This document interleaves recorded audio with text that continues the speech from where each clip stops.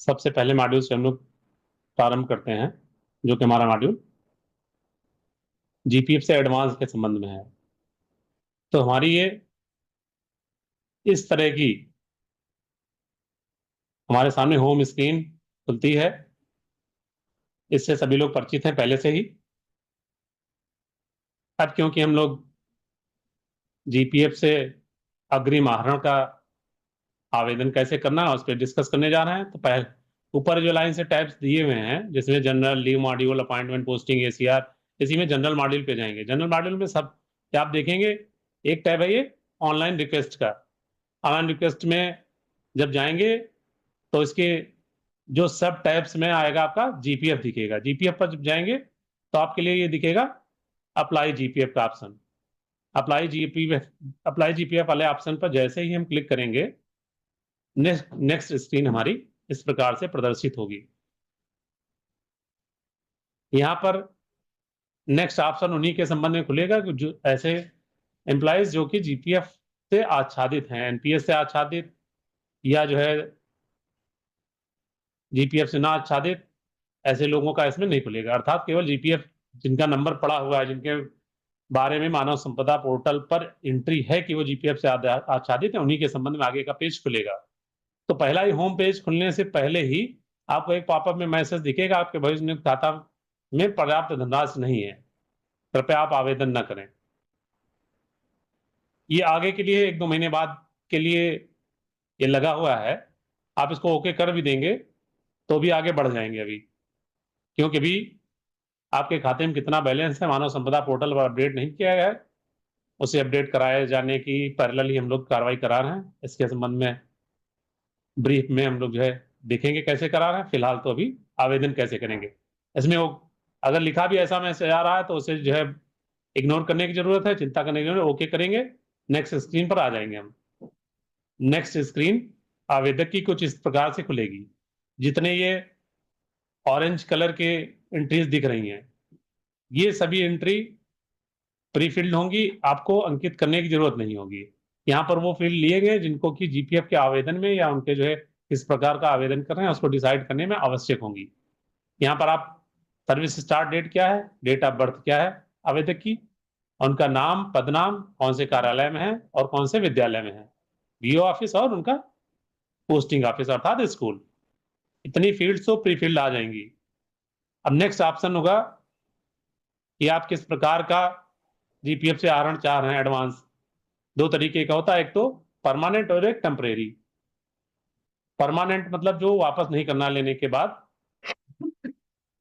और टेम्परेरी मतलब जिसे किस्तें बना दे देंगे वापस भी करना है।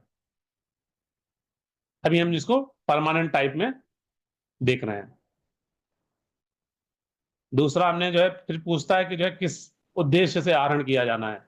आहरण के उद्देश्यों में इसमें ड्रॉप डाउन में जुड़े हुए हैं होम कंस्ट्रक्शन या रिपेमेंट ऑफ होम लोन। दूसरा है हायर एजुकेशन, उनके बच्चों के लिए या उनके बच्चों की शादी के लिए तीसरा ऑप्शन है। चौथा ऑप्शन है पारिवारिक सदस्यों के इलाज के लिए। इसमें जिस भी उद्देश्य से अग्रिम की आवश्यकता है वो उचित कारण का चयन करेंगे। ध्यान देंगे कि कौन से संलग्नक लगाने हैं वो प्री डिफाइंड है। नीचे यहाँ घोषणा का जो पहला वाला बिंदु है, यहाँ पर अभी आगे दिखाएंगे तो दिखेगा कि जो यहाँ किस लिए ले रहे हैं, तो क्या क्या मैंने लगा दिया वहां देख लेंगे आप।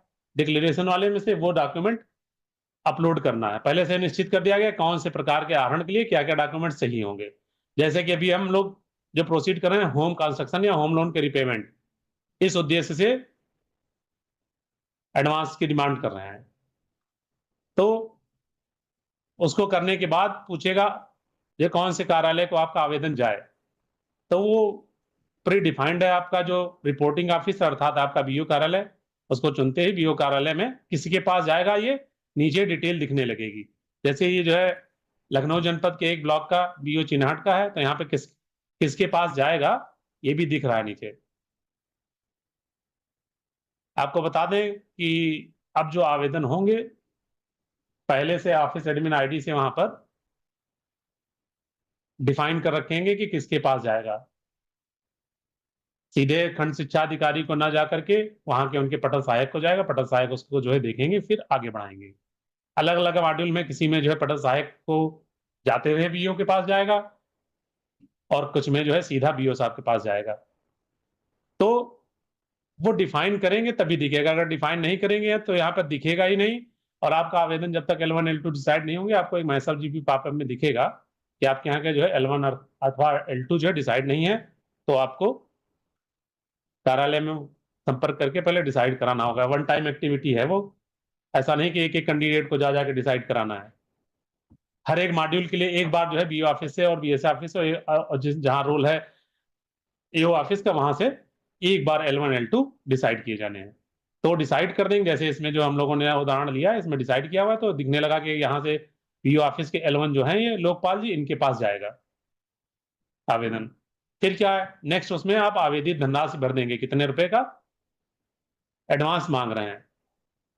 तत्पश्चात देखिए जो होम कंस्ट्रक्शन का चुना था, तो हमारे पास क्या क्या अपलोड करने, तीन ये जो एरो दिख रहे हैं, तीनों तरीके के कौन कौन से डॉक्यूमेंट्स अपलोड करने हैं उसकी डिटेल्स यहाँ पे अपलोड करनी है। एक तो ओनरशिप के डॉक्यूमेंट्स, भूमि स्वामित्व संबंधी दस्तावेज चूज फाइल करेंगे, पीडीएफ यहाँ पे अपलोड कर देंगे। नेक्स्ट पूछता है उसका मैप, नक्शा नकल, तो मैप यहाँ से चूज फाइल करके यहाँ से अपलोड कर देंगे दूसरी पीडीएफ। तीसरी पीडीएफ एस्टीमेट जो बनाया होगा, लागत कितनी लगेगी आपके गृह निर्माण में, उसके जो है पीडीएफ यहाँ पर से आप अपलोड कर देंगे। ये तो हो गई डॉक्यूमेंट्स की। ऐसे ही यदि हम दूसरे कारणों पे जाएं, जहां हमने कारण पूछा था higher education of son daughter, तो वहां पर आपको दिखाना पड़ेगा कि जो है उसका प्रवेश पत्र, एडमिशन के लिए जो है परीक्षा दी है या एडमिशन के लिए जो है आपको इनवाइट किया जा चुका है, ऐसा डॉक्यूमेंट लगाना पड़ेगा। शादी के लिए उनके शादी का कार्ड, इलाज के लिए डॉक्टर के पर्चे जिसमें नाम दिख रहा होगा। और यहाँ पर से ये तो आपका आवेदन का लॉगिन है इसलिए नहीं, और फैमिली मेंबर हैं अथवा नहीं इसके लिए जो है बीओ और ऊपर के स्तर पर हम लोगों ने लगाया हुआ यहीं पे टिप्पणी से ऊपर, यहाँ पर फैमिली डिटेल कर्मी के पारिवारिक सदस्यों का विवरण देखेंगे, यहीं से वो देख सकेंगे कि आपने जिनके नाम पे जो है बताया कि इनकी शादी है या इनकी शिक्षा है या इनका इलाज कराना है, वो आपकी फैमिली से जो है कंसर्न है अथवा नहीं, यहीं पर से डिटेल देख ली जाएगी। तो देख लीजिएगा कि जो है आपके फैमिली मेंबर्स की डिटेल जो मानव संपदा पोर्टल पर है वो सही हो, उनका नाम, आपसे संबंध और उनकी जन्मतिथि। यहीं पर और भी बताना है कि यही जो फैमिली डिटेल जहाँ पे चढ़ी होती है, अगर किसी के जो है मृतक आश्रित नियुक्ति का प्रकरण होता है कि किसी को आवेदन करना है, तो यहीं से नाम उठते हैं। तो कई सारे प्रकरण ऐसे आते रहते हैं कि नहीं नाम की स्पेलिंग गलत है, सरनेम ये नहीं ये है और जन्मतिथि ये नहीं ये है, तो छोटी छोटी गलतियों पर भी जो आवेदन, क्योंकि उसी माध्यम से वही नाम उठेगा, नाम जन्मतिथि, और आवेदन हो जाएगा तो नियुक्ति पत्र में सेम स्पेलिंग और डेट ऑफ बर्थ लिख के आएगी, जो कि जो है सेवा काल में पूरे में चलेगी। तो गलत को जो है लेके कहाँ तक चलेंगे, तो त्रुटिपूर्ण होगा। और जो है वैसे संशोधन के लिए आवश्यकता पड़ती है तो जो है हमारे रहते हुए तो करा लेंगे, ज्यादा अच्छा है। इसलिए फैमिली डिटेल में तो सभी से अनुरोध रहेगा, अपने अपने और अपने फैमिली के मेंबर्स जिनका भी कह रहे हैं स्पेलिंग बिल्कुल सरनेम सही, जितना जो कुछ लिखना है जो ऑन डॉक्यूमेंट्स है ऑन पेपर है उतनी स्पेलिंग सही लिखी हो, और उनसे रिलेशनशिप सही लिखी हो, साथ ही में उनकी डेट ऑफ बर्थ वो भी डेट मंथ और ईयर बिल्कुल करेक्ट हो। खैर अभी इस पे आते हैं जीपीएफ एडवांस पे, तो फैमिली मेंबर्स की डिटेल भी वहां देखी जा सकेगी। तो इस तरीके से हम लोगों ने जो है देखा कि रिलेवेंट डॉक्यूमेंट्स होम कंस्ट्रक्शन से जो है संबंधित लिख के, और हम ये लिखा फाइल अपलोडेड सक्सेसफुली, अर्थात आपने जो डॉक्यूमेंट्स जो है अपलोड किए थे उसकी बात कर रहे हैं कि वो अपलोड हो गए। यहाँ पे देखिए जैसे जो है इसमें हायर एजुकेशन का चुना हुआ, पीछे जो है शेडेड में दिख रहा होगा, और नीचे दिख रहा निकासी हुए, तो मैं जो है आवश्यक अभिलेख पत्र प्रवेश पत्र को संलग्न कर रहा हूँ। यहाँ देखिए जो है कौन सा डॉक्यूमेंट अपडेट करना है लिखा हुआ नीचे, ऐसे सब में लिखा हुआ आएगा। तो फिर रिमार्क में आपने जो संलग्नक लिखा इतने बिंदुओं पर जो लिख गया, उसके अतिरिक्त यदि आपको लगता है कि कुछ मुझे कहना था, मेरी बात छूट गई, ठीक है, यहाँ ये ध्यान देने की जरूरत है, ये सारे मॉड्यूल्स इसलिए लागू किए जा रहे हैं कि सारे काम कॉन्टैक्ट लेस हों और पारदर्शिता बनी रहे। तो अतिरिक्त कुछ बात आपको कार्यालय में जाके समझाने की या उनको समझने की आवश्यकता न रह जाए, इसलिए यहाँ पर जो ऊपर जो डिटेल दे पाए हैं या संलग्नक अपलोड किया है, उसके बाद भी कुछ लगता है कहना रह गया, उसके लिए टिप्पणी में आप कुछ भी अपनी जानकारी उसमें लिख सकते हैं। और उसके बाद नीचे जो है आपका डिक्लेरेशन में है 2 जगह चेक बॉक्स बना, वहां करना है कि जो एडवांस जिस राशि के लिए मांग रहे हैं उसके संलग्नक जो निर्धारित है संलग्न कर रहे हैं। और दूसरा ये नीचे डिक्लेरेशन है कि यहाँ जो सूचना दे रहे हैं वो सही है, कोई भी जो है डिस्क्रिपेंसी पाई जाती है तो आप रिस्पॉन्सिबल होंगे उसके लिए। साथ ही जिस पर्पज के लिए एडवांस लिया जा रहा है उसी पे यूज करेंगे। फिर आप जो है नीचे मैं उपरोक्त घोषणा के सभी बिंदुओं से सहमत हूं इस वाले चेकबॉक्स को क्लिक करेंगे और सबमिट पे क्लिक करते ही आपका जो है आवेदन सबमिट हो जाएगा और आपका दिखने लगेगा मैसेज, आपका आवेदन सुरक्षित किया जा चुका। उपरोक्त आवेदन का विवरण नीचे सारणी में देखें। यहाँ पर यह भी बताना है कि ये सारे मॉड्यूल्स में जो एप्लीकेंट के या जो है लाभार्थी के लेवल पे अलग अलग एक्शन जो होगा, जो लाभार्थी ने खुद किया उस एक्शन को छोड़कर अन्य स्तर से जो भी एक्शन होंगे उसके संबंध में हम लोगों ने एसएमएस भी इंटीग्रेट कराए हैं। अलग अलग एक्शन पे अलग अलग कार्रवाई के लेवल पे, चाहे बीओ स्तर से कुछ कार्रवाई हो जाएगी आपके प्रकरण में, अथवा बीएसए साहब के स्तर से, अथवा एओ साहब के स्तर से, या जो भी है। तो अलग अलग लेवल पे हम लोगों ने जो है एसएमएस भी इंटीग्रेट कराए हैं, जो कि वहां पर आपको अन्य लेवल से उसके निस्तारण पर आएंगे, जिससे आप अपने उसके प्रकरण की प्रगति से अवगत रहेंगे। आपने ओके किया तो नीचे आपके जो है आवेदन की डिटेल दिखने लगी। जिस भी तरीके के आपने जो है जीपीएफ के लिए आवेदन किया वो आपको दिख रहा है यहाँ पे। अब क्या करेंगे, ये तो विंडो दिख रही है, साथ में जो संलग्नक किए वो भी दिख रहे हैं। अब यदि आपको कहीं लगता है कि बिना जब तक किसी उच्च स्तर से, मतलब आपके अतिरिक्त आगे के लोगों ने कोई एक्शन नहीं लिया आपके प्रकरण पे, तब तक आपके सम्मुख ये जो है स्वतंत्रता है कि आप इस प्रकरण को, या तो आपको लगता नहीं नहीं नहीं तो जो है हमें एडवांस की आवश्यकता ही नहीं बची, या आपको लगता है गलत डॉक्यूमेंट लिख दिया या कम ज्यादा मांगना था, कुछ और जो भी है, जिस भी कारण से आपको लगता हो कि आवेदन नहीं करके दोबारा आवेदन करने की आवश्यकता है, तो आप जो है यहाँ पर डिलीट का ऑप्शन है नीचे जो डस्टबिन टाइप का बना हुआ है, उसको जो है क्लिक करेंगे तो एक बार मैसेज आएगा कि आर यू श्योर, ओके कर देंगे तो ये प्रकरण डिलीट हो जाएगा, आप दोबारा आवेदन कर सकेंगे। और यहाँ पर आपको स्टेटस में दिखता रहेगा, पहला वाला प्रकरण जैसे फॉरवर्डेड, एक लेवल से फॉरवर्ड हो चुका, किनके पास पेंडिंग है, मतलब बीओ ने फॉरवर्ड कर दिया है। नीचे वाले में पेंडिंग दिख रहा है, पेंडिंग किनके पास, बीओ के L1 के पास, अर्थात उनके पटल सहायक के पास। इस प्रकार से आप वहां स्टेटस भी देखते रहेंगे।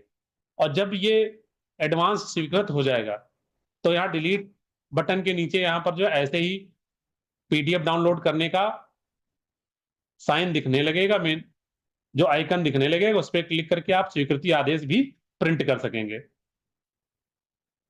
तो इस तरीके से इतनी सी बात थी कि हम जो है जीपीएफ के लिए एडवांस मांगेंगे तो आवेदन कैसे करेंगे। ई सर्विस बुक करेक्शन मॉड्यूल, बहुत सारे शिक्षकों के संबंध में जानकारी प्राप्त होती रहती है कि उनके द्वारा जो है खंड शिक्षा अधिकारी कार्यालय पे आवेदन दिया गया, अभी तक करेक्शन के लिए नहीं आ पाया, अथवा जो है वहां से जनपदीय कार्यालय पे गया, वहां से नहीं आ पाया, अथवा अन्य अन्य कारणों से उनका संशोधन काफी प्रयास करने के बावजूद भी नहीं हो पा रहा, और अलग अलग त्रुटियां उनकी सेवा पंजिका में परिलक्षित हो रही हैं। इस प्रक्रिया को आसान करने के लिए सर्विस बुक करेक्शन मॉड्यूल लागू किया गया है, जिसमें एम्प्लॉय स्वयं अपनी रिक्वेस्ट को रेज कर सकेंगे, जो भी उनका जो है त्रुटिपूर्ण विवरण है उसके संबंध में, और फिर एक प्रॉपर चैनल से होते हुए आएगा और अपडेट हो जाएगा। अब कहीं जो है 2 महीने 4 महीने और साल भर रखा नहीं रहेगा, अथवा जो है पिक एंड चूज का ऑप्शन नहीं रहेगा कि कोई जो है किसी के साथ भेदभाव करे। ये पेज है होम पेज, मानव संपदा पे लॉगिन करने के बाद ऐसा पेज दिखेगा। ये आप देख रहे हैं ऊपर के ही टैब्स में, जहां जनरल और लीव मॉड्यूल था उसी में सर्विस बुक से पहले एक टैब एडिशनल जोड़ा गया है, ई सर्विस बुक करेक्शन। उस टैब पे क्लिक करेंगे तो 3 तरीके के ऑप्शन आपको दिखेंगे। एक तो रजिस्टर ई सर्विस बुक करेक्शन, आप अपनी जो है क्यू जनरेट कर सकेंगे, अपनी जो है आवेदन प्रस्तुत कर सकेंगे। दूसरे क्यू से जो है आप स्टेटस देख सकेंगे उसका। व्यू पेंडिंग लिस्ट तो उनके लिए जिनको इसका निस्तारण करना है। तो आपके लिए ऊपर के 2 बटन्स का यूज रहेगा। तो पहले रजिस्टर ई सर्विस बुक करेक्शन, इस पे जैसे ही क्लिक करेंगे तो हमारे सब सामने आएगा, ये एक डिस्क्रिप्शन बॉक्स खुलेगा। ध्यान दीजिए, डिस्क्रिप्शन बॉक्स में आपको पूर्ण सावधानी से लिख देना है कि मानव संपदा पे मेरा गलत विवरण ये है, सही विवरण ये है। यदि एक से अधिक चेंजेस हैं, एक से अधिक जगह पर चेंज चाहते हैं, तो 1 नंबर ये, 2 नंबर ये, 3 नंबर ये, 4 नंबर ये। गलत विवरण, सही विवरण, गलत विवरण, सही विवरण, ऐसे करके उसको इस बॉक्स में बहुत सारा जो है लिखने का स्पेस दिया गया है। आप आसानी से इसमें लिख सकेंगे। ये आपके ऊपर है, आप हिंदी में लिखेंगे अथवा इंग्लिश में लिखेंगे, दोनों ही भाषाओं में टाइप करने का वहां पर ऑप्शन है। अब जब आपने सावधानी से लिख लिया कि क्या करेक्शन चाहते थे, जैसे जो है इसमें जो आपको उदाहरण स्वरूप दिखाया गया, उन्होंने तो एक एक पॉइंट में इनका जो है डेट ऑफ बर्थ और जो है डेट ऑफ बर्थ के आधार पर जो है इनका डेट ऑफ बर्थ और जो है रिटायरमेंट डेट करेक्शन करानी थी, तो उन्होंने बता दिया हमारा ये गलत है, तो ये लिख दिया जाए। ऐसे ही आपका जो इशू होगा, चाहे रनिंग लैंग्वेज में लिखें या जो है आप गलत विवरण सही विवरण अगर ज्यादा है तो आप उसको उस तरीके से प्रस्तुत कर देंगे, थोड़ा सा स्पेस स्पेस प्रॉपर देंगे जिससे डिफ्रेंशिएट हो सके। फिर क्या रहेगा कि इसमें डॉक्यूमेंट अपलोड करने का ऑप्शन दिया गया है। फाइल तो पीडीएफ ही अपलोड होगी, लेकिन उस पीडीएफ में 3 बिंदुओं पर आपके साक्ष्य जरूर जो है उपलब्ध रहें। पहला तो जो ई सर्विस बुक आपने मानव संपदा पोर्टल से डाउनलोड की हुई है, उसमें जहां पर त्रुटि आपको दिखी है उस पर मार्क किया हो, उसका स्क्रीनशॉट हो। एक तो ये पेज हो गया पीडीएफ का। दूसरा, अभी आपको हम दिखाएंगे, जैसे ये है, इस प्रकार से पीडीएफ ग्रुपों में शेयर की जा रही, 2-3 दिन में आप तक पहुंच ही जाएगी। आप सेवा पुस्तिका के किस सेक्शन में परिवर्तन चाहते हैं, सारे सेक्शंस की डिटेल यहाँ पर दे दी गई है। आप रिलीवेंट सेक्शन को जो है चूज करेंगे, उसका प्रिंट ले लेंगे, उसमें अपनी डिटेल भर देंगे। इसमें भी सेम कॉलम है, आपको बताया गया क्या पॉइंट है करेक्शन का, मानव संपदा पे क्या गलत लिखा है और क्या सही लिखा जाना है। ऐसे ही आपको वहां पर भी लिखे जाने कहा गया था। फिलहाल आपको जिस भी सेक्शन में करेक्शन चाहिए, इसमें डिटेल्स लिखी हुई है सारी, उस वाले पेज का भी जो है प्रिंट आउट पे उस पर भी डिटेल भर के एक पेज इसका होगा।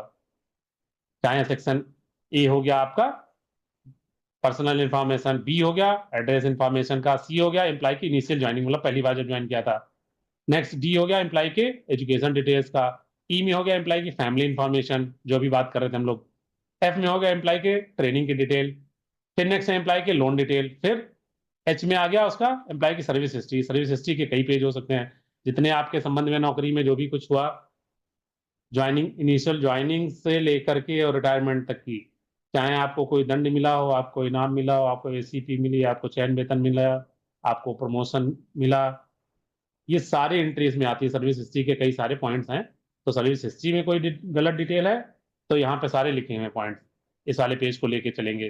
फिर प्रीवियस पोस्टिंग हिस्ट्री, पीछे के जो है आपके कार्यरत कार्यालयों के बारे में कोई गलत डिटेल है तो सेक्शन जी को भरेंगे, उसमें ज्वाइनिंग रिलीविंग की डिटेल्स हैं। नेक्स्ट है आपका जो है लीव डिटेल इन्फो में कोई करेक्शन है तो ये है सेक्शन आई। फिर सेक्शन एल में आपके डिपार्टमेंटल प्रोसीडिंग के संबंध में कोई गलत एंट्री चढ़ी हुई है, कुछ गलत डिटेल चढ़ी हुई है। सेक्शन जे आपका नॉमिनेशन डिटेल है, जो नॉमिनी बनाते हैं अपने फैमिली मेंबर्स को, उसकी डिटेल है। फिर सेक्शन के है कोई आपको अवार्ड मिले हों। नेक्स्ट है अपलोड डॉक्यूमेंट वाले सेक्शन में कोई चेंज करना है एंट्री में। ये सारी चीजें हैं। ऐसे जिस जिस भी सेक्शन में चेंज आप चाहते हैं, उस सेक्शन का नाम भी ऊपर वाले इस वाले जिसकी बात कर रहे थे हम लोग, हमारे कमेंट बॉक्स में आपका लिखा रहना चाहिए यहाँ पर।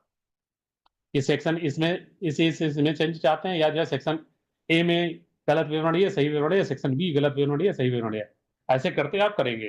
तो अभी हम बात कर रहे थे कौन 3 तरीके के डॉक्यूमेंट्स अपलोड करेंगे। एक तो सर्विस बुक का वो हिस्सा मार्क किया हुआ, ई सर्विस बुक का मानव संपदा डाउनलोड की हुई जहां पर गलत डिटेल लिखी हुई है। फिर आप ये फॉर्मेट जिस सेक्शन के संबंध में चेंज चाहते हैं वो भरा हुआ साफ सुथरा। नेक्स्ट जो है इसके सपोर्टिव डॉक्यूमेंट, जो आप कह रहे हो हमारी जन्म तिथि गलत है तो हाई स्कूल का प्रमाण पत्र लगाइए। आप कह रहे हैं हमारी ये रिलीविंग गलत है, इस डेट में हमने ज्वाइन किया था, ज्वाइनिंग का जो है प्रमाणित प्रति अपलोड करिए। तो कुल मिला के जो 3 तरीके के डॉक्यूमेंट अपलोड करने हैं, वो एक से लेकर कितने भी पेज हो सकते हैं, परंतु वो पीडीएफ एक ही होगी। वो पीडीएफ एक ही होगी, एक ही पीडीएफ अपलोड करने का ऑप्शन है। तो तीनों तरीके के डॉक्यूमेंट, तीनों तरीके के पन्नों को, पृष्ठों को आप जो है पेजेस को मर्ज करके पीडीएफ एक ही बनाएंगे, उसको अपलोड कर देंगे, यहाँ से अपलोड करके सबमिट कर देंगे। इसके साथ में ये भी बताएंगे कि इसकी जो एक्सेल सीट भी भेजेंगे आपको। अच्छा होगा, एक्सेल सीट में टाइप करके जो लोग कर सकते हैं उसका पीडीएफ बनाएंगे तो और अच्छा रहेगा। ठीक है, साफ सुथरा दिखेगा, कोई पढ़ने में कोई समस्या नहीं होगी, उतनी अच्छा करेक्शन भी होगा। हालांकि जो है जब ये क्यू बीईओ ऑफिस से फॉरवर्ड की जाएगी आगे के लिए, तो उन्हें निर्देश दिया गया है कि यहाँ पर जो उनके पास अपलोड डॉक्यूमेंट का ऑप्शन होगा, तो आपका तो अपलोड किया डॉक्यूमेंट रहेगा ही। बीईओ ऑफिस के लिए ये निर्देश दिया गया कि वो यहाँ पर एक्सेल सीट में डाटा को अपलोड करेंगे, जिससे आपका सही विवरण आ सकेगा। लेकिन आप खुद ही अगर जो है टाइप्ड डेटा को पीडीएफ में बना के, मतलब उसका प्रिंट नहीं निकाल के टाइप्ड डेटा का ही पीडीएफ बनाएंगे, तो कम मेमोरी में रहता है और उसकी विजिबिलिटी अच्छी रहती है, तो जो है काम करने वाले को आसानी रहेगी। खैर, अब आपकी रिक्वेस्ट जो है पूरी हो गई, सबमिट करते ही अगले लेवल पे चली जाएगी। आपको जो है रजिस्ट्रेशन नंबर एक मिलेगा, उसको आपको नोट कर लेना फ्यूचर के लिए, क्योंकि कहीं और दिखेगा नहीं।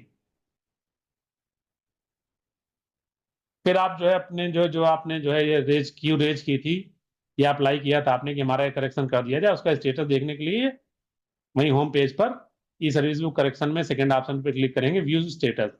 इस पे जब आप क्लिक करेंगे तो पूछ रहा है कैसे देखना है उसको, आईडी नंबर डाल के या मंथ ईयर डाल, या तो आपको मंथ याद हो तो वो दिखे, ठीक है, या आईडी डालें, इसलिए आईडी नोट करना जरूरी था। अब आईडी नंबर उनकी 5 थी, यहाँ पे 5 डाल के सबमिट किया, आईडी नंबर 5 डाल के सबमिट किया। नेक्स्ट करते ही ये अभी जो उन्होंने जो है ई सर्विस बुक करेक्शन का जो उन्होंने डाला था, इसके पास पेंडिंग है, अभी यही पेंडिंग है फर्स्ट लेवल पे और दिखा भी रहा है पेंडिंग। जब ये जो है डिस्पोज हो जाएगी तो डिस्पोज स्टेटस दिखने लगेगा, और आप अपने मानव संपदा पर लॉगिन करके ई सेवा पंजिका डाउनलोड करेंगे, आप देखेंगे कि आपका करेक्शन उसमें हुआ मिलेगा। दूसरे तरीके से स्टेटस देखने के लिए search with month and year, तो मंथ चुना, ईयर चुना, सबमिट करेंगे तो भी वही क्यू खुल के आ जाएगी, क्या स्टेटस है, जिनकी जो है डिस्पोज हो चुकी डिस्पोज दिख रहा, और जो इन्होंने मांगा था करेक्शन वो अपना जो है अपने मानव संपदा की सर्विस बुक डाउनलोड करके उसमें चेक कर सकते हैं कि हो गया अथवा नहीं। अगर नहीं हुआ है तो आवेदन करते समय आपको दोबारा जब आवेदन करेंगे तो यहाँ ये भी पूछा जा रहा है कि previous reference number if any, यहाँ पे डाल देंगे तो देखा जा सके कि किसने गलत निस्तारण बताया था कि निस्तारण हो गया। तो ये सुविधा भी यहाँ पर दी गई है, ऐसा नहीं कि कोई गलत निस्तारण डिस्पोज कर दे। तो इतना सारा ये हमारा था आपका E service book correction module, NOC module. जैसा कि सबने अभी बताया ही था कि विभिन्न प्रकार के जो एनओसीज लेने के लिए हमको जो है अलग अलग कार्यालय में जाना पड़ता था, हमारा समय खराब होता था। अब वहां जाने की जरूरत नहीं, घर बैठे स्कूल में बैठे ही आवेदन कर सकेंगे, और अतिरिक्त बचा हुआ समय अपने परिवार को या विद्यालय में अपने जो है छात्रों को दे सकेंगे, जिससे आपके प्रदर्शन में सुधार आने की संभावनाएं बढ़ेंगी।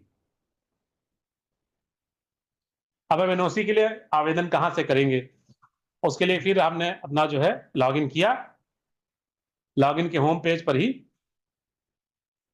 जनरल ऑप्शन में ऑनलाइन रिक्वेस्ट, इस टैब पे क्लिक करेंगे। सब टैब में आपको एनओसी दिखेगा, एनओसी में भी जो आपको केवल एनओसी लिखा हुआ है, ये एनओसी अप्लाइड एनओसी के ऊपर वहां पे क्लिक करेंगे तो आपको नेक्स्ट पेज कुछ इस तरीके से खुल जाएगा। आप इस पेज को देखेंगे, यहां पर ड्रॉप डाउन में सभी प्रकार के एनओसीज का ऑप्शन बना हुआ है, मतलब चारों जो है ड्रॉप डाउन में यहां क्लिक करते ही खुल जाएंगे। जैसे पहला ऑप्शन है अध्ययन हेतु, आप अतिरिक्त शैक्षिक योग्यता ग्रहण करना चाहते हैं, उसके लिए आप एनओसी के लिए अप्लाई करना चाहते हैं, तो आपका अध्ययन हेतु यहाँ पर ऑप्शंस जो पूछ रहा है डिस्कस कर लेते हैं हम लोग। पहला तो कोर्स किस टाइप का है, रेगुलर या प्राइवेट, यहाँ पर ड्रॉप डाउन खुलेगा 2 ऑप्शन का। दूसरा कोर्स का स्तर, पोस्ट ग्रेजुएशन, ग्रेजुएशन, या ऐसे ही और ड्रॉप डाउन में खुलेंगे कई सारे ऑप्शन, जो उपयुक्त हो उसको उसको जो है चुन लेंगे, या एक अन्य का भी ऑप्शन आएगा। फिर कोर्स का नाम लिखना, जैसे इन्होंने कहा पोस्ट ग्रेजुएशन और एमए करने जा रहे हैं। फिर ये कहना है कितने साल का कोर्स, ठीक है, तो यहाँ पर जो है कोर्स की ड्यूरेशन जो है वीक में है कि मंथ्स में या वर्षों में, साल में, ईयर में, तो उस रेडियो बटन पे क्लिक करेंगे और उसकी ड्यूरेशन को लिख देंगे, जैसे वीक है 7 वीक, 5 वीक ऐसे। फिर वो कोर्स आप कहाँ करेंगे, इंडिया या अब्रॉड में, यहाँ पर ड्रॉप डाउन आएगा। जब इंडिया चुना है तो स्टेट्स भी पूछेगा, स्टेट्स के बाद डिस्ट्रिक्ट भी पूछेगा, अब्रॉड का चुनेंगे तो कंट्री का नेम पूछेगा और स्टेट वो जो है एड्रेस पूछेगा बस। फिर आप जो है किस संस्था से करेंगे, संस्था का नाम भरना है आपको। उसके बाद अन्य जानकारी अगर इन पॉइंट्स में जो है रह गई है, जो आपको लगता है कि नहीं बताना जरूरी था, तो अन्य जानकारी है तो टेक्स्ट बॉक्स दिया हुआ है, वहां पर आप लिख सकेंगे। इसके बाद क्योंकि हमने हर स्टडी के लिए चुना हुआ है, तो यहाँ पर आपको 2 डॉक्यूमेंट्स अपलोड करने हैं, पहले से फिक्स्ड है एकदम। अतिरिक्त डॉक्यूमेंट्स कोई नहीं देने किसी को, और को देखना सेवा पंजिका देखें, मानव संपदा पर सबको उपलब्ध है, चाहे आपके वीओ साहब हो, चाहे आपके बीएसए साहब हो, और चाहे अन्य उच्च स्तर पर। तो आपको अपलोड क्या क्या करना रहेगा? एक तो पाठ्यक्रम जो करने जा रहे हैं उसका जो है साक्ष्य, जिसमें कि जो है ये स्पष्ट रूप से उल्लेख हो, जहां पर जिस पेज पे कि कोर्स प्राइवेट है अथवा रेगुलर। और दूसरा जो एडवर्टीजमेंट है उसका, कि कब से कब तक चलेगा, कितने दिन चलेगा, कौन सा कोर्स करने जा रहे हो, कौन सी संस्था करा रही, उसके ब्रोशर के 1-2 पेज जो भी होते हैं एडवर्टीजमेंट, ये अपलोड करना है। अपलोड करके सबमिट कर देंगे, आपका आवेदन सबमिट हो जाएगा। नेक्स्ट जो है आगे के लेवल पे जिनको कार्रवाई करनी है वो कार्रवाई करेंगे। नेक्स्ट टाइप का जो है आपका आते हैं हम पासपोर्ट निर्गमन है। पासपोर्ट निर्गमन के लिए बहुत ही हम लोगों ने इजी कर दिया, केवल आपको जो है पासपोर्ट किस उद्देश्य से चाहिए, पर्पस लिखना है, और अगर कोई डिटेल देना चाहते हैं तो आप दे सकते हैं, कोई संलग्न की जरूरत नहीं, किसी चीज की जरूरत नहीं है। इतना ही लिखते हुए सबमिट करेंगे, नेक्स्ट लेवल पे वो जो है चला जाएगा। नेक्स्ट हम आते हैं अन्य सेवा में जाने के लिए। अदर सर्विसेज में जाने के लिए भी हमको एनओसी लेनी होती है, उसमें जो हमको भरना है इतने कॉलम चाहिए, बाकी तो सब आगे दिखेंगे। मानव संपदा पे है, मानव संपदा पे आपकी सारी जानकारी है। पहला प्रश्न पूछ रहे हैं अभी जो सर्विस कर रहे हैं वहां पर आपका पे लेवल क्या है, 7वें वेतनमान के अनुसार लिखना, और जहां जाना चाहते हैं उसका लेवल क्या है। अब यहाँ पर ये कंपलसरी फील्ड इसलिए नहीं बनाया गया क्योंकि हो सकता है आप ऐसी जगह जा रहे हैं जहां 7वां वेतनमान लागू ना हो, या पे स्ट्रक्चर ही दूसरे टाइप का हो, इसलिए वो ऑप्शनल फील्ड है। जहां है आपको पता है वो लिख सकते हैं, और ऐसा ड्रॉप डाउन है, लिखने के लिए आप जो है जो समुचित जानकारी है वही लिखेंगे। फिर आपको बताना है कि जो है विज्ञापन कहाँ से निकला। जैसे ये वाला देख रहे हैं, हमने उदाहरण लिया तो public service commission Uttar Pradesh से निकला। विज्ञापन की संख्या क्या है, विज्ञापन की डेट क्या है, फिर कौन से विभाग के पद के लिए आवेदन कर रहे हैं, उस पद का क्या नाम है, और इस विज्ञापन के अंतर्गत अप्लाई करने की लास्ट डेट क्या है। फिर यहाँ पर एडवर्टीजमेंट की जो है प्रति अपलोड करनी है, आपको सबमिट कर देना है, आपका आवेदन चला जाएगा। ऐसे चौथा एनओसी है जो हम लोगों को लेने की जरूरत पड़ती है, ज्यादातर जो लिए जाते हैं वो है ये विदेश यात्रा के संबंध में। अब विदेश यात्रा के संबंध में एनओसी के लिए आपका कई सेक्शंस में है जानकारी। पहले पूछेंगे कि जो है यात्रा का उद्देश्य क्या है, यात्रा का विजिटिंग कंट्री कौन से देश को जा रहे हैं, फिर पूछ रहे हैं पर्पस क्या है विजिट का, तब पर्पस आप बताएंगे जो भी है आपका। फिर जो आपकी यात्रा है वो ऑफिशियल है या पर्सनल है, कई बार जो है डिपार्टमेंट ही भेजता है, ठीक है, तो ऑफिशियल भी हो सकती है, पर्सनल, जैसी भी स्थिति लिखेंगे। फिर आप किस प्रकार का अवकाश लेकर के जाएंगे तो यहाँ पर आपको लिखना है। ध्यान देना है कि यहाँ पर अवकाश दिया नहीं जा रहा, न यहाँ कोई क्लेम हो रहा उसका। जो भी आपको अवकाश मांगना होगा आवेदन पृथक से करना होगा, पृथक से ही उसकी स्वीकृति में भी निर्णय लिया जाएगा। एनओसी का जो है आवेदन अलग है, और आपके अवकाश का जो है आवेदन और उसकी स्वीकृति अलग प्रकरण है। यहाँ पर केवल जानकारी मात्र के लिए पूछा जा रहा है कि कौन सा अवकाश लेके आप जाएंगे, या कौन से अवकाश आपके पास हैं से। फिर आप कब से कब तक अब्रॉड विजिट पे रहेंगे, फिर इस विजिट पर आपका कितना खर्चा आने की संभावना है, आईएनआर में लिखना है इसको, भारतीय रुपए में। फिर आपसे पूछा जा रहा है फंड्स कहाँ से आएंगे इतने जो आप इस यात्रा पे व्यय करेंगे, सेल्फ फाइनेंस है या स्पॉन्सर्ड है। दोनों ही चीजें यहाँ पर 2 ड्रॉप डाउन में ऑप्शन आएंगे। इतना भरने के बाद आपसे नेक्स्ट जो सेक्शन है उसमें पूछ रहे हैं कि क्या पहले कभी जो है विदेश यात्रा जाने पे प्रतिबंध तो नहीं लगा था। नो करेंगे तो कुछ नहीं पूछेगा, यस करेंगे तो आगे पूछेगा कि क्यों लगा था, कारण बताओ। नेक्स्ट पूछता है कि पहले विदेश यात्राएं की हैं क्या, हाँ नहीं में पूछता है। यदि हाँ कहते हैं तो फिर पूछता है कौन से देश में गए थे, कब से कब तक गए थे, और उसके लिए जो आपने जो है एनओसी लिया था उसका पतनांक और डेट क्या थी। फिर आगे पूछता है अब जो वर्तमान में जो जिसके लिए आप एनओसी चाह रहे हैं, इस वाले विजिट में आप वहां का एड्रेस और कॉन्टैक्ट नंबर देना है आपको, टेंटेटिव हो सकता है, ये देंगे। फिर नेक्स्ट सेक्शन में है यहाँ पर आपको पासपोर्ट नंबर अपना, उसको कब तक की वैलिड है आपका पासपोर्ट, ये डिटेल्स लिखनी है। फिर लास्ट में आता है इसमें संलग्नक एक ही देना है, जो कि आपको पासपोर्ट के आपका जो पेज है उसके फर्स्ट एंड लास्ट वो अपलोड करना है। इस पे अपलोड करके सबमिट कर देंगे, आपका एप्लीकेशन सबमिट हो जाएगा। सबमिट करते ही आप जो है सभी के स्टेटस देख सकेंगे। अप्लाइड एनओसी पे क्लिक करके तो आपको सबके स्टेटस दिखेंगे यहाँ पे। और यदि आपको लगता है कि और की बात, ये डस्टबिन वाला बॉक्स इसीलिए बना है कि आपको लगता है नहीं अब तो मुझे इस एनओसी की जरूरत नहीं है, डिलीट कर दिया, या एनओसी की एप्लीकेशन में कुछ गलती हो गई, रीअप्लाई करना है तो भी डिलीट कर सकते हैं। ये डिलीट का ऑप्शन तब तक एक्टिव रहेगा जब तक कि आपके आवेदन पर नेक्स्ट कोई किसी अन्य ने कोई एक्शन नहीं लिया है, तब तक कर सकेंगे। यहाँ पे स्टेटस अभी पेंडिंग दिखा रहा है, जैसे जैसे स्टेटस बदलता जाएगा फॉरवर्डेड अप्रूव्ड तो दिखता जाएगा। और यहाँ से जो आपका रिपोर्ट यहाँ पे दिख रहा है, ठीक है, यहाँ पर रिपोर्ट भी डाउनलोड कर सकेंगे। रिपोर्ट डाउनलोड करेंगे जब आप अप्लाई करेंगे आप, तो ऐसे आपको एक एक्नॉलेजमेंट भी जो है प्रिंटेबल फॉर्मेट में दिखेगा, इसमें एनओसी अप्लाई कब किया था और एक सिस्टम जनरेटेड उसकी आईडी भी निकलेगी। यहाँ पर दिख रहा है किस लिए, ये एनओसी पासपोर्ट की थी तो सिंपल पर्पज ही खाली पूछा था, और स्टडी दिख रहा। अन्य पर्पज के लिए करेंगे तो जितनी डिटेल भरेंगे वो सारी नीचे यहाँ पर आपको दिखेगी। नेक्स्ट ये है, जब आप आवेदन को सबमिट करेंगे, हो सकता है कि जिस कार्यालय के लिए आपने अप्लाई किया था वहाँ L1 L2 जैसा अभी हम लोगों ने डिस्कस किया, अगर जो है डिफाइंड नहीं है तो आवेदन आपका सबमिट नहीं होगा। कुछ इस तरीके से मैसेज आ सकता है कि आपके यहाँ L1 not defined in your office, ठीक है, या L2 नॉट डिफाइंड, ऐसे जो है मैसेज भी आ सकता है। तो ऑफिस में संपर्क करके, जैसा कि बताया, एक बार करना है एक एक्टिविटी के लिए, न कि हर आदमी के लिए अलग करना है। और जब अप्रूव हो जाएगा तो ऐसे जैसे हम पासपोर्ट के लिए मांग रहे थे, तो पासपोर्ट के संबंध में सिस्टम जनरेटेड ऑर्डर इस प्रकार से निकलेगा, जिसमें कि जो है पासपोर्ट के संबंध क्यों फोटो और जो है रियल साइन की आवश्यकता होगी, इसलिए जो है आपका वहां से प्रिंट होकर के मिलेगा, वहां आप फोटो उपलब्ध कराएंगे जहां से निर्गत होता है, अर्थात जिला विशेष शिक्षा अधिकारी महोदय कार्यालय में, और साइन करा के वहां से लेंगे। नेक्स्ट वाले में तो ऑर्डर भी सिस्टम जनरेटेड निकलेंगे, आपको कहीं जाने की जरूरत नहीं, यहाँ अप्रूव हो जाएगा, आपको पता चल जाएगा, तभी फोटो लेके जाना है वहां पे, उससे पहले जाने की जरूरत नहीं। सिलेक्शन ग्रेड मॉड्यूल में जैसा कि अभी सर ने बता ही दिया, किसी को भी आवेदन की आवश्यकता नहीं रहेगी। तो आवेदन की आवश्यकता नहीं रहेगी तो आगे के एक्शन खाली देखने का आपको जो है अवसर मिलेगा। फिर भी ब्रीफ में बता देते हैं क्या और कैसे प्रोसेस चलेगी। शिक्षक आवेदन की स्थिति देख सकते हैं और ऑर्डर जनरेट कर सकते हैं। टीचर लॉगिन पेज, ऐसे जो जनरल पेज में जाएंगे, सिलेक्शन ग्रेड का ये टैब दिख रहा है, यहाँ पर जब क्लिक करेंगे तो नेक्स्ट जो है वर्तमान स्थिति देखने का आएगा। अब हो सकता है आपका ड्यू ही ना हो, तो इस पर क्लिक करेंगे, नीचे जो है पात्रता जो है निर्धारित करना पेंडिंग है ऐसे दिखाएगा।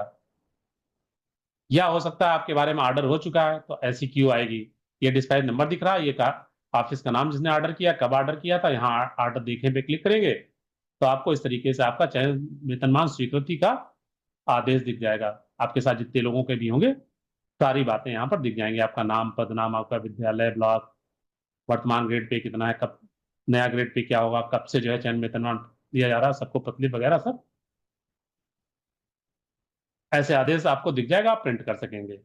नेक्स्ट जो है, यदि आदेश हो चुका है तो ये दिखेगा ऑनलाइन माध्यम से हुआ। अगर यदि आपकी पात्रता थी और आपके पात्रता में जो है वो आवेदन उपयुक्त नहीं पाएगा, आपको लगा कि पात्र थे हम, तो ये स्टेटस दिखेगा, क्योंकि प्रमोशन इन्होंने लिखा कि जैसे कि प्रमोशन मिल चुका, इस ऑर्डर के द्वारा आपको प्रमोशन मिला था, इतनी तारीख को आपने जो है ज्वाइन कर लिया है, इसलिए आपको जो है चयन वेतनमान दे ही नहीं है, इसलिए आपकी जो है एलिजिबिलिटी को अस्वीकार कर दिया गया आपके किसी भी कार्यालय से। तो यहाँ पर लिखा है खासकर जो है बीओ कार्यालय से ही।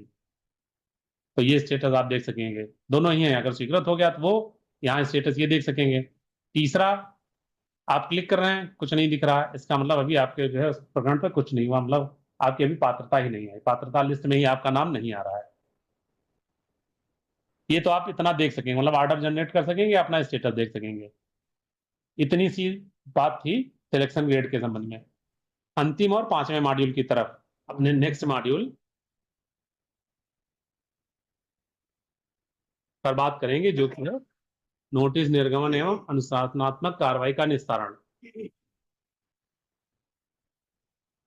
आप जानते हैं इसे भी मानव संपदा पोर्टल पर ऑनलाइन कर दिया गया है, तो प्रत्येक स्टेप को ध्यान से सुनते और समझते चलेंगे।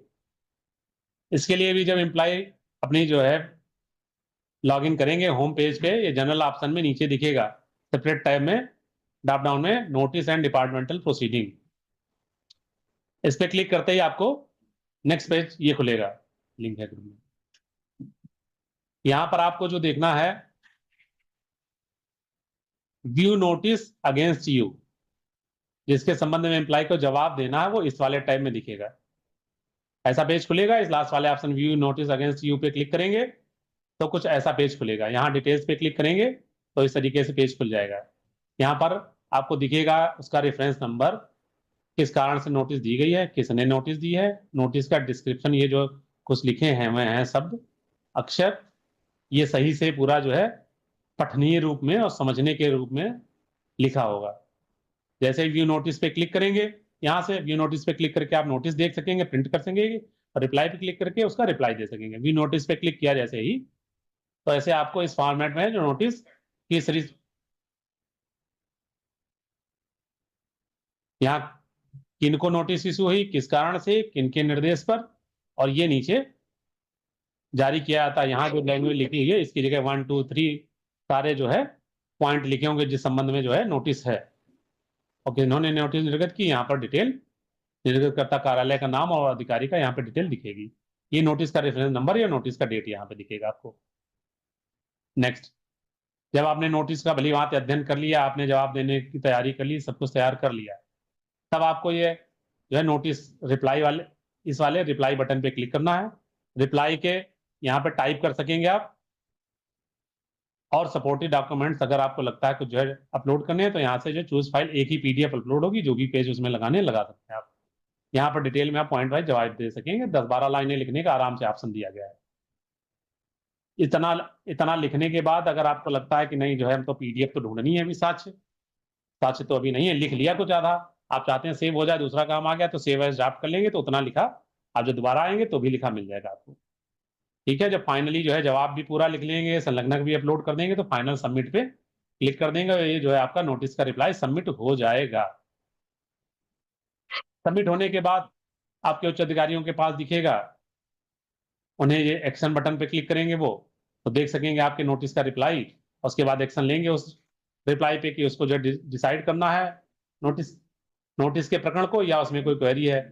एक बार वो क्वेरी लगा सकेंगे, क्वेरी पे क्लिक करेंगे अगर, तो इस तरीके से जो है वो अपनी क्वेरी लिखेंगे कि क्या आपसे और जानना चाहते हैं एडिशनल, वो सेव कर देंगे तो आपके लॉगिन पे पुनः दिखने लगेगा। वैसे ही आएंगे आप नोटिस अगेंस्ट यू और डिटेल्स पे क्लिक करेंगे, वहां पर जो है लिखने लगेगा कि आपकी जो है ये क्वेरी की गई है। वहां से क्वेरी आपने खोला, क्वेरी क्वेरी देख ली, यहाँ पर ये लिखा है क्वेरी की ये लाइन लिखी होगी, यहाँ पे टेक्स्ट में फॉर्मेट में आपको दिख जाएगा एडिशनल जानकारी आपसे क्या चाहिए गई। अब क्वेरी के रिप्लाई पे क्लिक करेंगे आप तो क्वेरी का रिप्लाई दे सकेंगे, यहाँ पर आप अपनी पूरी बात को लिख सकेंगे। 200 शब्द तक की इसमें भी अवसर दिया गया, सेव कर देंगे, आपका क्वेरी का रिप्लाई हो जाएगा। फिर जो आपके जो है जहां नोटिस पर डिसीजन लिया जाना है वो एक्शन बटन पे क्लिक करेंगे यहाँ पे, तो उन्हें कुछ ऐसा दिखेगा, क्वेरी तो कर चुके हैं एक बार, क्वेरी वाला बटन डिसेबल रहेगा, उन्हें डिसीजन ऑन नोटिस का बटन दिखेगा। वो क्या करेंगे, आपके स्पष्टीकरण से सहमत हैं, सहमत हो गए अगर तो प्रकरण को समाप्त करें बटन पर भी क्लिक कर सकते हैं। उससे सहमत नहीं है आपके उससे, तो प्रतिकूल प्रविष्टि देने पर क्लिक करेंगे, तो प्रतिकूल प्रविष्टि का ऑर्डर जनरेट हो जाएगा। वो चेतावनी दे पे क्लिक करेंगे तो चेतावनी का आपके लिए ऑर्डर निर्गत हो जाएगा। वो अनुशासनात्मक कार्रवाई प्रारंभ करेंगे तो डिपार्टमेंटल प्रोसीडिंग स्टार्ट हो जाएगी। या उन्हें लगता है कि इन चार में से वो विकल्प प्रयोग करने के लिए अधिकृत नहीं है नियमों, शासनादेशों, नियमावली के आलोक में, तो वो इस संबंध में कार्रवाई है तो अग्रसारित करेंगे पे क्लिक करेंगे, और उनके ठीक एक लेवल ऊपर के अधिकारी पर प्रकरण अग्रसारित हो जाएगा। तो पहले नंबर पे जैसे उन्होंने किया प्रकरण समाप्त करें पे क्लिक, ठीक है, ये तो लिख दिया कार्रवाई हो अग्रसारित करे वाले पर उन्होंने क्लिक किया, उन्होंने निर्णय लेना, उन्होंने समझा कि हमारे अधिकार क्षेत्र में बाकी के पहले वाले चारों बटन नहीं है, तो उन्होंने जो है कार्रवाई तो अग्रसारित करे वाले पे कारण लिख देंगे कि क्या क्या इनका पाया गया, अपना रिकमेंडेशन और सारा को लिख के सेव कर देंगे, उनके ठीक ऊपर दिखने लगेगा, अर्थात बीओ साहब अगर करें तो बीएसओ साहब को दिखने लगेगा उनके लॉगिन पे, सेव कर देंगे, यहाँ से आगे बढ़ जाएगा। नेक्स्ट, यदि उन्होंने पाया कि जो है स्पष्टीकरण से सहमत हैं और कोई दोष नहीं पाया आपका, तो स्पष्टीकरण से सहमत होने की स्थिति में तद द्वारा प्रकरण समाप्त किया जाता है। इस तरीके का आर्डर निर्गत हो जाएगा, आप भी प्रिंट कर सकेंगे, आपको भी पता रहेगा हमारे जो हमको नोटिस इशू हुई थी उस पर निर्णय हो गया हमारा, अब कोई पेंडेंसी हमारे संबंध नहीं बची, ये आप देख सकेंगे। और आर्डर किनके द्वारा निर्गत किया गया, आर्डर का नंबर और डेट ये सब दिखेगा। इसी तरह यदि प्रतिकूल प्रविष्टि देने का निर्णय लिया गया तो ये देखिए, निष्कर्ष में प्रतिकूल प्रविष्टि प्रदान करते हुए तद द्वारा प्रकरण समाप्त किया जाता है। नेक्स्ट, इसी तरह चेतावनी प्रदान करते हुए समाप्त किया जाता है। अब 4 बटन का बता दिया, 5वीं बची जो अनुशासनात्मक कार्रवाई प्रारंभ करें, उस पर अगर क्लिक करेंगे तो उनके सामने ऐसे 2 ऑप्शन खुलेंगे। एक कार्रवाई होती है नियम 10(2) के अंतर्गत, जिसमें निलंबन की आवश्यकता नहीं होती है, न जांच अधिकारी की आवश्यकता होती है। आपको सीधे यहाँ से जो है जवाब, आपको जो है यहाँ से चार्जशीट अपलोड करके दे देंगे, और जैसे ये सारी भर के और स्टार्ट डिपार्टमेंटल प्रोसीडिंग पे क्लिक करेंगे, नेक्स्ट पेज खुल जाएगा।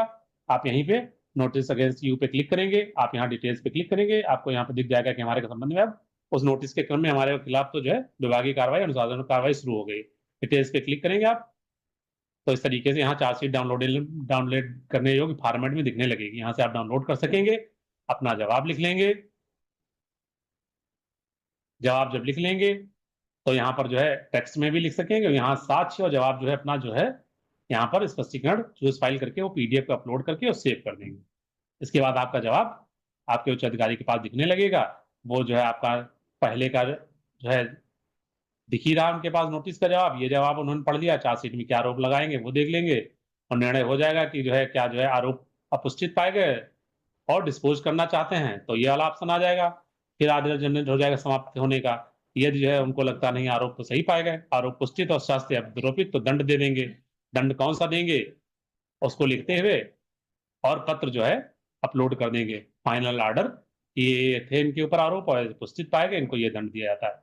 आर्डर यहाँ जो अपलोड कर देंगे और सेव कर देंगे, तो नेक्स्ट पेज ऐसा खुलेगा जहां पर उनको जो है दंड भी यहाँ चुनना होगा जब आर्डर करने के लिए।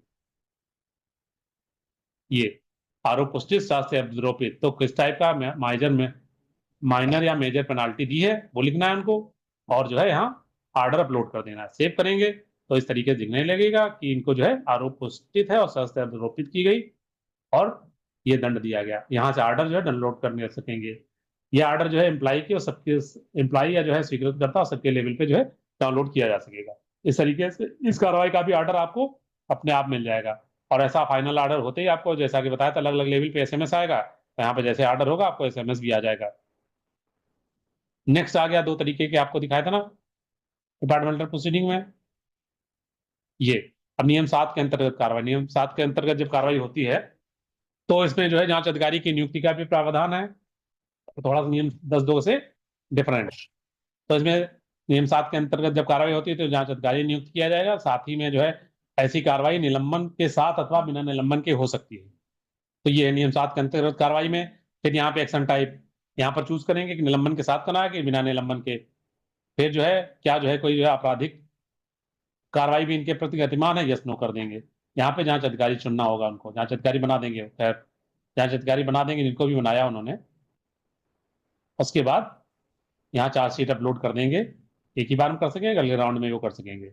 यहाँ चार्जशीट नंबर क्या है वो सब कर सकेंगे, वो आपकी जानकारी के लिए उनका रोल है।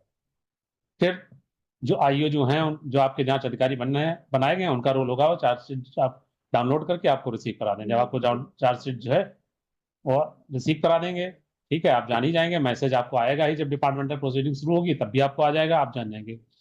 आप जो है चार्जशीट डाउनलोड कर लेंगे यहाँ से और अपना उत्तर लिख लेंगे, संबंधित जो है साक्ष्य संलग्न एकत्र कर लेंगे, पूरा जवाब जो कर लेंगे, तो यहाँ पर चूज फाइल करके अपलोड करके सेव कर देंगे। आपका उत्तर जो है सबमिट हो जाएगा जांच अधिकारी के पास। जांच अधिकारी का काम होगा जांच रिपोर्ट जो है बना के भेज देंगे, और उसके बाद जांच रिपोर्ट जाने के बाद जो आपके अनुशासनिक अधिकारी जो कि नियुक्त अधिकारी ही होते हैं, जो शिक्षक के केस में भी ऐसे साहब होंगे, वो उस रिपोर्ट को पढ़ेंगे और जैसा भी स्टेटस उनको लगेगा, जांच अधिकारी ने कहा कि नहीं आरोप सिद्ध नहीं हुआ, सहमत हो गए, तब तो जो आरोप से विमुक्त और आर्डर जनरेट हो जाएगा सेव करते ही। अगर असहमत हैं तो असहमत होंगे अगर, या हो सकता है कि जो आरोप सिद्ध हुआ और सहमत हो गए, तो फिर दंड वाली बात आ गई। आंशिक रूप से सिद्ध हुआ तब भी दंड की बात हो गई सहमत की स्थिति में। असहमत की स्थिति में ये 3 ऑप्शन उनके सामने होंगे, या तो उसी जांच अधिकारी से दोबारा जांच कराएंगे, या कोई और जांच अधिकारी नियुक्त कर देंगे, अथवा आपको सीधे कुछ जो है क्वेश्चन लिख के भेजेंगे, उसका जवाब मांगेंगे। यहाँ पे जो है अतिरिक्त जानकारी जो चाहते हैं लिखा होगा, जिसके पास के लिए भी कहेंगे उसके पास चला जाएगा सेव करते ही। यदि आपसे मांगा गया तो आप जवाब दे देंगे। और यदि सहमत हैं कि आरोप सिद्ध हुआ या आंशिक सिद्ध हुआ, सहमत की स्थिति में जाहिर है दंड के लिए जो है कार्रवाई करनी है, तो उससे पहले प्रोसीजरल है कि संबंधित एम्प्लॉय को अवसर दिया जाता है कि वो जो है उसके संबंध में अपनी बात को फिर से एक बार रख सकें, क्योंकि जांच अधिकारी ने क्या निष्कर्ष निकाला अलग है, अब जो है आपके नियुक्त प्राधिकारी या अनुशासन अधिकारी जो है निष्कर्ष निकालने जा रहे हैं। तो अभ्यावेदन है तो अवसर दिया, अभ्यावेदन है तो अवसर देंगे, तो फिर आपके पास जो है दिखने लगेगा, एसएमएस भी आएगा। यहाँ पर आपको लिखा हुआ मिलेगा कि क्या किस बिंदु पे और एडिशनल जानकारी वो चाहते हैं आपके जो है नियुक्त प्राधिकारी। तो आप अपना जवाब लिख के और साथ से संलग्न करते हुए पीडीएफ यहाँ से अपलोड करके सेव कर देंगे।